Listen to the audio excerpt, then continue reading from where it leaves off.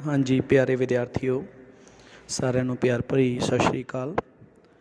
ਤੇ ਅੱਜ ਜੀਵਿਤ ਸੰਸਾਰ ਮੀਨਸ ਲਿਵਿੰਗ ਵਰਲਡ ਦੇ ਦੂਸਰੇ ਪਾਰਟ ਦੇ ਵਿੱਚ ਅਸੀਂ ਉਸ ਤੋਂ ਅੱਗੇ ਪੜ੍ਹਾਂਗੇ। ਜਿੱਥੇ ਕੱਲ੍ਹ ਛੱਡਿਆ ਸੀ ਅਸੀਂ ਕਰੈਕਟਰਿਸਟਿਕਸ ਪੜ੍ਹ ਲਏ ਸੀ, ਵਿਸ਼ੇਸ਼ਤਾਵਾਂ ਪੜ੍ਹ ਲਈਆਂ ਸੀ ਜੀਵਿਤ ਜੀਵਾਂ ਦੀਆਂ। ਹੁਣ ਇਸ ਤੋਂ ਅੱਗੇ ਪੜ੍ਹ ਰਹੇ ਹਾਂ ਕਿ currently there are some 1.7 to 1.8 million living organisms known to the science।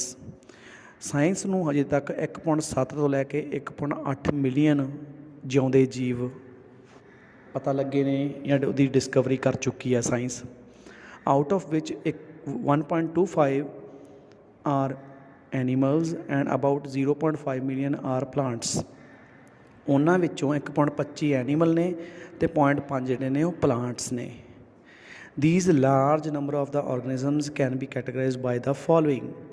ਜੇ ਇਹਨਾਂ ਨੂੰ ਅਸੀਂ ਵਰਗੀਕਰਨ ਕਰਨਾ ਹੋਵੇ, ਉਹਨੂੰ ਪੜ੍ਹਨ ਵਿੱਚ ਸਿਖਾਈ ਆਵੇ, ਇਸ ਕਰਕੇ ਤਾਂ ਉਹਨਾਂ ਦੀਆਂ ਕਲਾਸਿਸ ਬਣਾਵਾਂਗੇ, ਉਹਨਾਂ ਨੂੰ ਕਲਾਸੀਫਾਈ ਕਰਾਂਗੇ। ਵਰਗੀਕਰਨ ਕਰਨਾ ਇਹਨੂੰ ਹੀ ਕਹਿੰਦੇ ਆ। ਤਾਂ ਉਹ 3 ਸਟੈਪ ਦੇ ਵਿੱਚ ਹੋ ਸਕਦਾ ਵਾ। ਉਹਦੇ ਵਿੱਚੋਂ ਜਿਹੜਾ ਪਹਿਲਾ ਸਟੈਪ ਆ ਉਹ ਕੀ ਆ? ਆਈਡੈਂਟੀਫਿਕੇਸ਼ਨ, ਪਤਾ ਲਗਾਉਣਾ।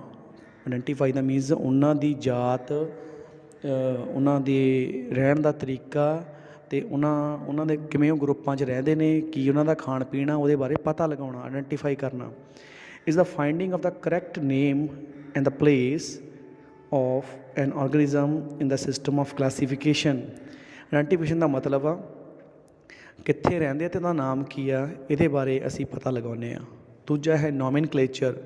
ਨੋਮਨਕਲੇਚਰ ਦਾ ਮਤਲਬ ਹੈ ਦਿੱਤੀ ਹੋਈ ਸਪੀਸੀਜ਼ ਨੂੰ, ਪ੍ਰਜਾਤੀ ਨੂੰ ਨਾਮ ਦੇਣਾ। ਸਟੈਂਡਰਡ ਨੇਮਿੰਗ ਦੇ ਕਈ ਸਿਸਟਮ ਨੇ, ਜਿਵੇਂ ਆਪਾਂ ਕਰੋ ਕਹਿ ਦਿੰਦੇ ਹਾਂ, ਤਾਂ ਕਰੋ ਦਾ ਨਾਮ ਜਿਹੜਾ ਕਿਵੇਂ ਪਿਆ, ਖੋਜ ਤੋਂ ਬਾਅਦ ਪਿਆ। ਅਤੇ ਉਹ ਕਰੋ ਆ ਜਿਹੜੀ ਉਹਦੀ ਲੁੱਕ ਜਿਹੜੀ ਆ ਬਲੈਕ ਕਲਰ ਦੀ ਹੁੰਦੀ ਹੈ, ਅਤੇ ਉਸ ਤੋਂ ਹੀ ਉਹਦਾ ਨਾਮ ਜਿਹੜਾ ਵਾ ਪਛਾਣਿਆ ਜਾਂਦਾ ਵਾ।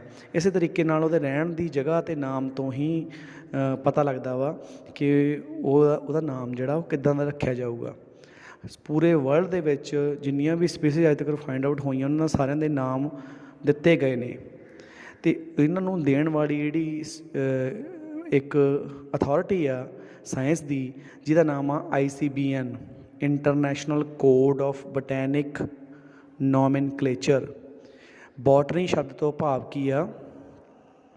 ਜਿਹੜੇ ਪੌਦੇ ਨੇ, ਪੌਦਿਆਂ ਦੇ ਰਿਲੇਟਡ ਸਾਰੇ ਪਲਾਂਟਸ ਦੇ ਜਿਹੜੇ ਨਾਮ ਦਿੱਤੇ ਜਾਂਦੇ ਆ ਉਹ ICBN ਦੁਆਰਾ ਦਿੱਤੇ ਜਾਂਦੇ ਆ। ਦੂਸਰਾ ਹੈ ICZN, ਇੰਟਰਨੈਸ਼ਨਲ ਕੋਡ ਆਫ ਜੂਲੋਜੀਕਲ ਨੋਮਨਕਲੇਚਰ। ਜਿੰਨੇ ਵੀ ਐਨੀਮਲਸ ਨੇ, ਬੰਦੇ ਵੀ ਵਿੱਚ ਹੀ ਆ ਜਾਂਦੇ ਆ, ਉਹਨਾਂ ਦੇ ਨਾਮ ਦੇਣ ਦੀ ਜਿਹੜੀ ਸੰਸਥਾ, ਉਹਦਾ ਨਾਮ ਆ ICZN। ਇਹਨੂੰ MCQs ਦੇ ਵਿੱਚ ਜਾਂ ਖਾਲੀ ਥਾਵਾਂ ਦੇ ਵਿੱਚ ਪੁੱਛਿਆ ਜਾ ਸਕਦਾ, ਇਸ ਕਰਕੇ ਇਹਨੂੰ ਚੰਗੀ ਤਰ੍ਹਾਂ ਇਹਦੀ ਫੁੱਲ ਫੋਰਮ ਨੂੰ ਯਾਦ ਕਰ ਲੈਣਾ ਵਾ। ਉਸ ਤੋਂ ਬਾਅਦ ਕੁਛ ਐਗਜ਼ਾਮਪਲ ਦਿੱਤੀ ਆ, ਜਿਵੇਂ ਮੈਂਗੋ ਆ, ਮੈਂਗੀਫੇਰਾ ਇੰਡੀਕਾ ਦੇ ਨਾਂ ਨਾਲ ਜਾਣਿਆ ਜਾਂਦਾ ਵਾ। ਉਸੇ ਤਰੀਕੇ ਨਾਲ ਜਿਹੜਾ ਹਿਊਮਨ ਬੀਇੰਗ ਆ ਉਹ ਹੋਮੋਸੀਪੀਅਨਸ ਦੇ ਨਾਮ ਨਾਲ ਜਾਣਿਆ ਜਾਂਦਾ ਵਾ। ਇਸ ਤੋਂ ਬਾਅਦ ਬੇਟਾ ਜਿਹੜੀ ਕਲਾਸੀਫਿਕੇਸ਼ਨ ਆ, ਇਹਨੂੰ ਅਗਰ ਅੱਗੇ ਪੜ੍ਹੀਏ ਤਾਂ ਕੀ ਆ? It is the process by which anything is grouped into convenient categories based on the some easily observable characteristics। The classification makes the study of the organisms easy। ਵਰਗੀਕਰਨ ਕਰਨਾ ਕਿਉਂ ਮਹੱਤਵਪੂਰਨ ਆ? ਕਿਉਂਕਿ ਉਹ ਇੱਕੋ ਤਰ੍ਹਾਂ ਦੇ ਲੱਗਦੇ ਕਈ ਪ੍ਰਜਾਤੀਆਂ ਨੂੰ ਇਕੱਠਾ ਉਹਦੇ ਗਰੁੱਪ ਵਿੱਚ ਰੱਖਣ ਦੇ ਵਿੱਚ ਹੈਲਪ ਕਰਦਾ ਵਾ। ਦੂਸਰਾ, ਉਹਨਾਂ ਦੀਆਂ ਵਿਸ਼ੇਸ਼ਤਾਵਾਂ ਦੇ ਬਾਰੇ ਦੱਸਣ ਵਿੱਚ ਵੀ ਹੈਲਪ ਕਰਦਾ ਵਾ। ਤੀਸਰਾ, ਉਹਨਾਂ ਦੀ ਪੜ੍ਹਾਈ ਨੂੰ ਸੌਖਾ ਕਰ ਦਿੰਦਾ ਵਾ। ਜਿਵੇਂ ਆਪਾਂ ਇਕੱਠੇ ਹੀ ਬੋਲ ਦਿੰਦੇ ਹਾਂ ਪੰਛੀ, ਬਰਡਸ, ਤਾਂ ਬਰਡਸ ਕਿੰਨੇ ਹੀ ਨੇ, ਉਹਨਾਂ ਦਾ ਇੱਕ ਗਰੁੱਪ ਬਣ ਗਿਆ, ਆਪਾਂ ਉਹਨੂੰ ਇਕੱਠਿਆਂ ਨੂੰ ਪੰਛੀ ਬੋਲ ਕੇ ਹੀ ਡਿਨੋਟ ਕਰਤਾ। ਅੱਗੇ ਹੈ ਟੈਕਸੋਨੋਮੀ। ਟੈਕਸੋਨੋਮੀ ਕੀ ਚੀਜ਼ ਆ?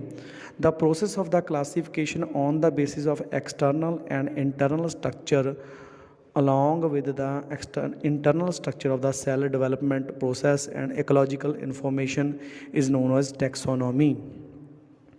ਵਰਗੀਕਰਨ ਦਾ ਇੱਕ ਮੈਥਡ ਜਿਸ ਨਾਲ ਬਾਹਰੀ ਅਤੇ ਅੰਦਰੂਨੀ ਦੋਹਾਂ ਤਰੀਕੇ ਦੀ ਚਿੱਤਰ ਤੋਂ ਹੀ ਜਾਂ ਉਹਦੇ ਕਰੈਕਟਰ ਤੋਂ ਹੀ ਪਤਾ ਲਾ ਕੇ ਉਹਦਾ ਨਾਮ ਰੱਖਿਆ ਜਾਂਦਾ।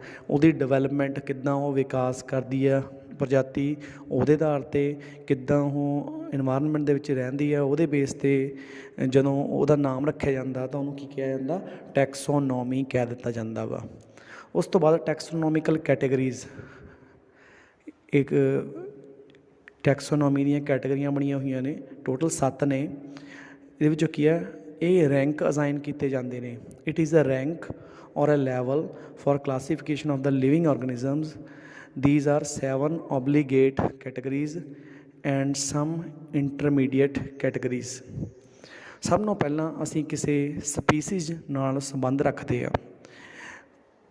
ਸਪੀਸੀਜ਼ ਇਕੱਠੀਆਂ ਹੋ ਕੇ ਜੀਨਸ ਬਣਾਉਂਦੀਆਂ ਨੇ, ਜੀਨਸ ਇਕੱਠੇ ਹੋ ਕੇ ਫੈਮਿਲੀ ਦੇ ਬਣਾਉਂਦੇ ਨੇ, ਫੈਮਿਲੀਜ਼ ਇਕੱਠੀਆਂ ਹੋ ਕੇ ਆਰਡਰ ਬਣਾਉਂਦੀਆਂ ਨੇ, ਆਰਡਰ ਇਕੱਠੇ ਹੋ ਕੇ ਕਲਾਸ ਬਣਾਉਂਦੇ ਆ, ਅਤੇ ਕਲਾਸ ਇਕੱਠੇ ਹੋ ਕੇ ਫਾਈਲਮ ਬਣਾਉਂਦੇ ਆ, ਫਾਈਲਮ ਇਕੱਠੇ ਹੋ ਕੇ ਇੱਕ ਕਿੰਗਡਮ ਤਿਆਰ ਕਰਦੇ ਆ। ਅਤੇ ਇਹ ਕਿੰਗਡਮਸ ਤੁਸੀਂ ਪੜ੍ਹੀਆਂ ਨੇ, ਐਨੀਮਲ ਕਿੰਗਡਮ, ਪ੍ਰੋਟਿਸਟਾ, ਮੋਨੇਰਾ ਕਿੰਗਡਮ। 9ਵੀਂ ਦੇ ਵਿੱਚ ਤੁਸੀਂ ਸਾਇੰਸ ਦੇ ਵਿੱਚ, ਬਾਇਓ ਦੇ ਵਿੱਚ ਇਹ ਸਾਰੇ ਟੋਪਿਕਸ ਪੜ੍ਹੇ ਹੋਏ ਨੇ। ਅਸੀਂ ਦੁਬਾਰਾ ਕਰ ਰਹੇ ਹਾਂ, ਇਹ 9ਵੀਂ ਦਾ ਹੀ ਪੂਰਾ ਚੈਪਟਰ ਜਿਹੜਾ ਲਿਆ ਗਿਆ ਵਾ, ਅਤੇ ਅਗਲੇ 2-3 ਚੈਪਟਰਾਂ ਦੇ ਵਿੱਚ ਇਹੀ ਪ੍ਰੋਟਿਸਟਾ, ਮੋਨੇਰਾ ਬਾਰੇ ਚੰਗੀ ਤਰ੍ਹਾਂ ਗੱਲ ਹੋਊਗੀ, ਕਿਉਂਕਿ ਇਹ ਚੈਪਟਰਾਂ ਦੇ ਨਾਮ ਅੱਗੇ ਇਹੀ ਨੇ। ਤਾਂ ਅੱਜ ਦੇ ਲਈ ਬੇਟਾ ਸਿਰਫ ਇੰਨਾ ਹੀ।